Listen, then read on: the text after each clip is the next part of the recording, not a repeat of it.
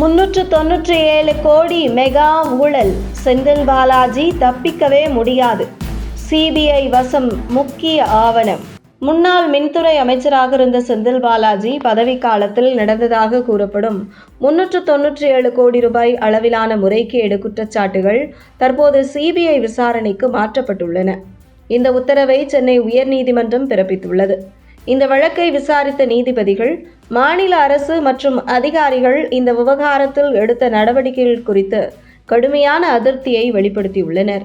குறிப்பாக, இவ்வளவு பெரிய அளவிலான குற்றச்சாட்டு எழுந்த பிறகும் அதனை தீவிரமாக விசாரிக்க தாமதம் ஏற்பட்டது ஏன் என்ற கேள்வி முக்கியமாக நீதிபதிகள் எழுப்பியுள்ளனர். 2021 முதல் 2023 வரை செந்தில் பாலாஜி மின்சார அமைச்சராக இருந்த காலகட்டத்தில் தமிழகத்தில் மின் மாற்றிகள் வாங்கப்பட்டதில் அரசுக்கு சுமார் 397 கோடி ரூபாய் இழப்பு ஏற்பட்டிருக்கலாம் என்று குற்றச்சாட்டு முன்வைக்கப்பட்டுள்ளது. இந்த குற்றச்சாட்டை எதிர்க்கட்சியினரும் சமூக அமைப்புகளும் நீதிமன்றத்தில் முன்வைத்தனர்.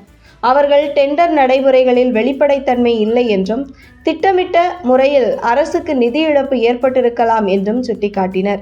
இதற்கு பதிலாக மின்வாரியம் சார்பில் அனைத்து கொள்முதல்களும் முறையாக நடந்ததாகவும், குறைந்த விலையில்தான் பொருட்கள் வாங்கப்பட்டதால் இழப்பு இல்லை என்றும் விளக்கம் அளிக்கப்பட்டது. ஆனால் இந்த விளக்கங்கள் நீதிமன்றத்தை திருப்திப்படுத்தவில்லை. குறிப்பாக, விசாரணை எவ்வாறு நடத்தப்பட்டது என்பதில் பல சந்தேகங்கள் எழுந்துள்ளன. முதலில் முழுமையான விசாரணை நடத்த வேண்டும் என்று கூறப்பட்ட நிலையில் பின்னர் அது ஏன் தொய்வு ஏற்பட்டது என்பது நீதிமன்றத்தின் கவனத்தை ஈர்த்துள்ளது. இது உண்மையை முழுமையாக கண்டறிய முயற்சி போதுமானதாக இருந்ததா என்ற கேள்வியை எழுப்புகிறது நீதிமன்றம். மேலும் இந்த வழக்கில் தொடர்புடையதாக கூறப்பட்ட அனைவரையும் விசாரணைக்குள் கொண்டு வராமல் ஒரு குறுகிய வரம்பில் மட்டுமே நடவடிக்கை எடுக்கப்பட்டதாகவும் நீதிமன்றம் சுட்டிக்காட்டியுள்ளது. இதற்கிடையில் ஆரம்ப நிலை விசாரணை என்ற பெயரில் பல ஆவணங்கள் சேகரிக்கப்பட்டதும் பலர் விசாரிக்கப்பட்டதும் தெரிய வந்துள்ளது.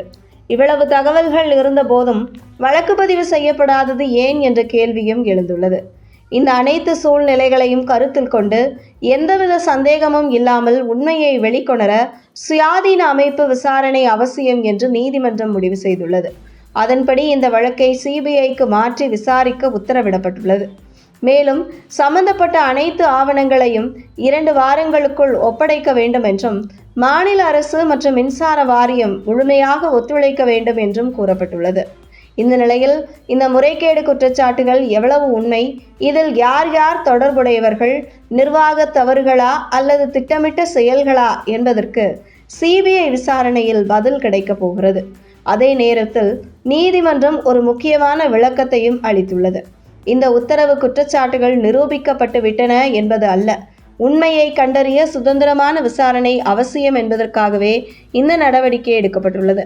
இதனால் இந்த வழக்கில் நடைபெறவுள்ள சிபிஐ விசாரணை தமிழக அரசியல் மற்றும் நிர்வாகத்தில் முக்கிய தாக்கத்தை ஏற்படுத்தும் என்றும், செந்தில் பாலாஜிக்கு அடுத்த சிக்கல் ஆரம்பமாகிவிட்டது என்கிறது அரசியல் வட்டாரங்கள்.